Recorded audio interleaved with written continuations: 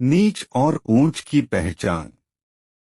महाराजा विक्रमादित्य प्रायः अपने देश की आंतरिक दशा जानने के लिए वेश बदलकर पैदल घूमने जाया करते थे।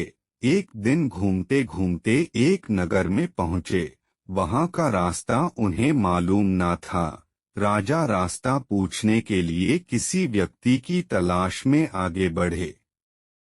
आगे उन्हें एक हवलदार सरकारी वर्दी पहने हुए दिखा। राजा ने उसके पास जाकर पूछा, महाशय, अमुक स्थान जाने का रास्ता क्या है, कृपया बताइए। हवलदार में अकड़ कर कहा, मूर्ख, तू देखता नहीं, मैं हाकिम हूँ, मेरा काम रास्ता बताना नहीं है, चल हट, किसी दूसरे से पूछ। राजा ने नम्रता से पूछा, महोदय, यदि सरकारी आदमी भी किसी यात्री को रास्ता बता दे तो कोई हर्ज तो नहीं है। खैर, मैं किसी दूसरे से पूछ लूंगा, पर इतना तो बता दीजिए कि आप किस पद पर काम करते हैं। हवलदार ने भौहें चढ़ाते हुए कहा, अंधा है। मेरी वर्दी को देखकर पहचानता नहीं कि मैं कौन हूँ।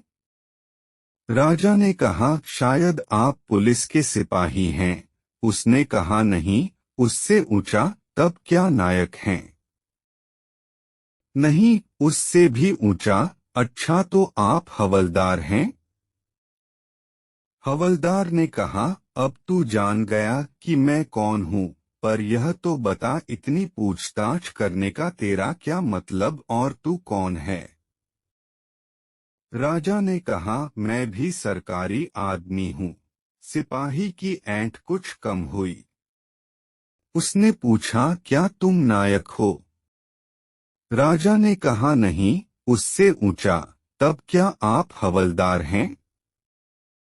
नहीं, उससे भी ऊंचा। तो क्या दरोगा है? उससे भी ऊंचा। हवालदार ने कहा, तो क्या आप कप्तान हैं? राजा ने कहा, नहीं, उससे भी ऊंचा। सूबेदार जी हैं? नहीं, उससे भी ऊंचा। अब तो हवलदार घबराने लगा। उसने पूछा, तब आप मंत्री जी हैं? राजा ने कहा, भाई, बस एक सीढ़ी और बाकी रह गई है। सिपाही ने गौर से देखा तो शादी पोशाक में महाराजा विक्रमादित्य सामने खड़े हैं। हवलदार के होश उड़ गए। वह गिड़गिड़ाता हुआ राजा के पांव पर गिर पड़ा और बड़ी दीनता से अपने अपराध की माफी मांगने लगा। राजा ने कहा, माफी मांगने की कोई बात नहीं है। मैं जानता हूँ कि जो जितने नीचे है वह उतने ही अकड़ते हैं।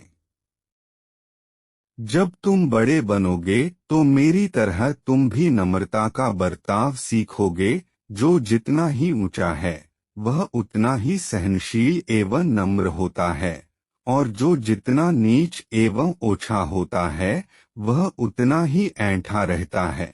इसीलिए कहा गया है, विद्या विवादाय धनम मदाय शक्ति परेशान परिपीडनाय खलस्य साधोर विपरीत मेतत ज्ञानय दानाय च रक्षणाय। अर्थात दुष्ट व्यक्ति के पास विद्या हो तो वह विवाद करता है, धन हो तो घमंड करता है, और यदि शक्ति हो तो दूसरों को परेशान करता है। वहीं साधु प्रकृति का व्यक्ति विद्या ज्ञान देने में, धन दान देने में और शक्ति दूसरों की रक्षा करने में खर्च करता है। तो दोस्तों, आपको यह प्रेरणादायक कहानी कैसी लगी कमेंट करके ज़रूर बताएं, और अपने दोस्तों को भी शेयर कर दो ताकि वह भी इस कहानी को पूरा सुनकर अपने जीवन में प्रयोग करें। ऐसी ही कहानी सुनने के लिए हमारे चैनल को सब्सक्राइब करें। धन्यवाद।